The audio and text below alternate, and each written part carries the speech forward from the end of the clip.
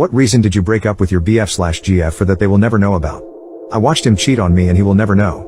We lived in the same city and had been dating for about 10 months. The last couple of months his passive-aggressive manipulations had begun to come a bit more transparent, but I was young, and convinced I could fix everything. On a Friday when we had plans, he called to say a friend at work had been fired, and he was going to go out with him to help cheer him up. It was fine, I said, and he hung up before I could finish my sentence that I had left some work papers at his place the night before and needed to grab them. I had keys so I didn't think anything of swinging by after dinner and drinks with my brother to let myself in to grab them. As expected, he and his two best friends/roommates were out. What was not expected was when I was in a little office adjoining his bedroom gathering my papers, the apartment door opened and a lot of giggling ensued. I kept quiet as I assumed one of his friends was getting lucky and I didn't want to interrupt. Imagine my surprise when the giggling and intoxicated slurring approached the bedroom I usually occupied, followed by the squeaking bed springs and a symphony of noises usually associated with mating pigs. Any hope I might have had that it was one of his roommates too intoxicated to find his own room was dashed when she started yelling his name. As they were both clearly schnoozled, it didn't take long for them to pass out mid-thrust.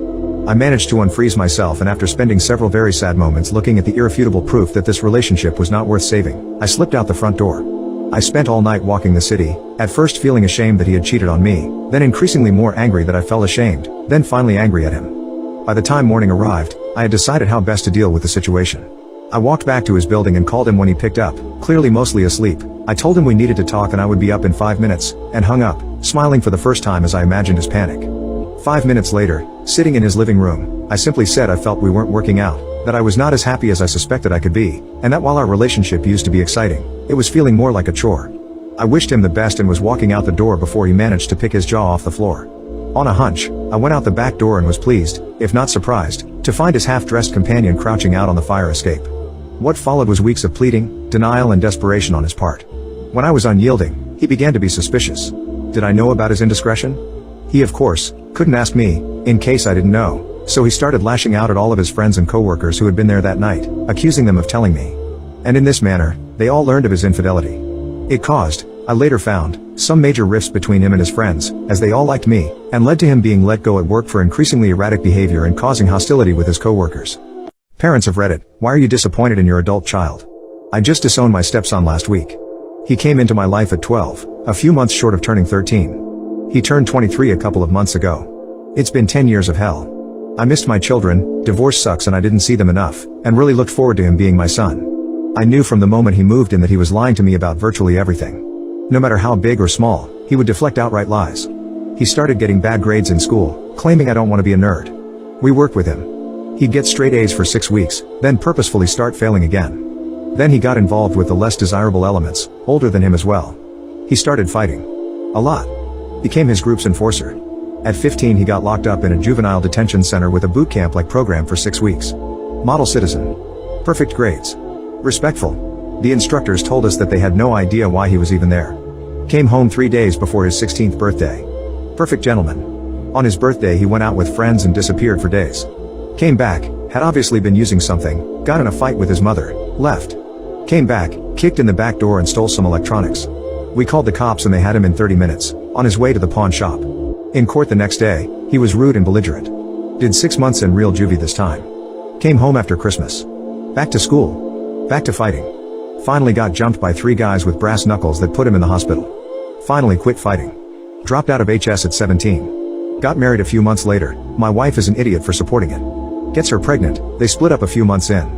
Cue the cycle of him arguing with his mother, being hateful and nasty to her and leaving. Weeks or months go by, he comes back. Over the course of the last 6 years there have been girlfriends living with us because my wife cannot say no to her little boy.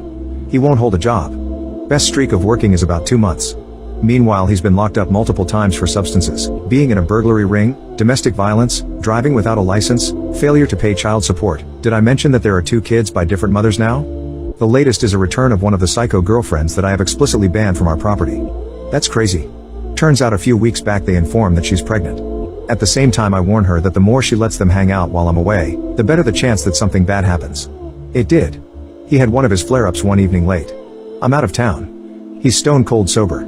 Gets pissed off at nothing. Really, I reviewed the security footage. Proceeds to get into an argument with his mother. Screaming in the front yard. It moves over by the garage. Grabbed her and threw her down on the driveway. Landed on the corner of the concrete on her tailbone. Couldn't get up. Spent most of the night in the hospital. I drove in from 2 hours away in the middle of the night. She's okay, but it could have been much worse. This is one more in a long string of events that culminated in physical violence for the first time. I didn't mince words. Never again. Disowned. She has agreed. Somehow I don't think it will last, and that makes me sad. I have been clear though, from here out she can pick one of us. Him or me. What is the deepest, darkest secret you found out about a friend that really messed with your head? When I was around 8 years old I met a girl named Molly. Her family had moved in that summer to a house a few houses down, and I really didn't see her for the first month or two that summer. My first memory of her was when I was playing with a small anthill in my backyard and she came over and joined me. She showed interest in my anthill, and by 8-year-old logic she was the coolest person ever, and we became best friends. We would play every day that we could in her backyard or my backyard, go to the pool, ride bikes, ride scooters, and play basketball. Basically, if I went outside she would be out with me. A few years later we were still best friends and did everything together. When we were about 12-13ish, I remember it was the late fall of 7th grade when she didn't show up for a month of school. When she came back she didn't really tell me why she was gone. She said that she was sick and was taking medication to get better, so I never thought too much about it after. We would still hang out every day, but I started to notice that she wasn't the same. She wasn't as hyper as she always was, like she would have to take breaks more often when we were doing stuff. The summer before 8th grade and 8th grade she still seemed pretty normal, but I remember that her mom would call her in to take medication and she could stay out as long with me anymore. High school started. We went to the same high school but didn't get to hang out as much because I was playing baseball and she started to take up playing the piano. She used to play softball/baseball with me until she said she had to stop playing baseball, so she took up an instrument. Because of our different schedules we didn't get to see each other too often, and we would once or twice a week, but it felt like we never talked. In the summer after freshman year we used to hang out every day, but she couldn't go out as much. She would be inside her house more, and I would go over to her place and watch TV, play video games, and she got really good with the piano, so she would play when my family would go over for barbecues. This summer was also the same summer she was going to the doctors more often. She would always tell me it was just a checkup, and if she didn't say checkup she would say she was getting testing done. She would tell me that she was okay, but I knew something wasn't okay. Our family shared a beach house down in South Carolina that we would go to in August of each summer. About the second week of being there, that's when I found out. We would go out to the boardwalk pretty much every morning before it got too hot and just go to the beach, get ice cream cones every day, and do whatever. This was the first summer that her dad had to come with us everywhere, and it wasn't really a big deal. Neither one of us really minded, but I didn't know why he wanted to come. We were standing in line to get food when I saw her pass out in the middle of ordering food for everyone. I was freaking out while her dad called her mom to meet them back at the house because Molly passed out. So he picked her up and we ran back to the house, which was about 5 minutes away, and just got in their car and started speeding towards the local hospital. Her parents took her to emergency care and I waited in the waiting room. I called my parents and told them what happened, and they met me at the hospital. About 6 hours later I was allowed to see her, and she told me that she was okay and that she must have passed out from the heat and not drinking enough water. She was staying at the hospital overnight, so she and my parents took me out to eat and stopped by the house first to get changed and stuff before heading back to the hospital. I had just finished showering and getting changed when her mom stopped by my room and told me that she and parents had to talk to me. This was the scariest moment of my life. Her parents had told me that Molly was diagnosed with ALS, amyotrophic lateral sclerosis, back in the 7th grade, and that she wasn't expected to live much longer. Her condition was getting worse and she might only live for a few more years. I didn't know what ALS was, so they were explaining it to me, and I remember crying for an hours. I went back to the hospital with her parents to check up on her and get her food, and then we went to her room and they told her that they told me what was happening. She was literally a year or two from death, but she didn't cry or feel sorry for herself.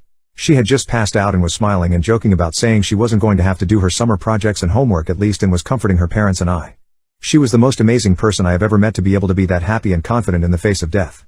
She ended up coming back to school that fall with me, and she told our small circle of friends what might happen to her in the coming year and how she wanted it to be the best year. It was the most bittersweet moment of my life. All my friends and I quit sports and after school clubs so we could hang out with her every day.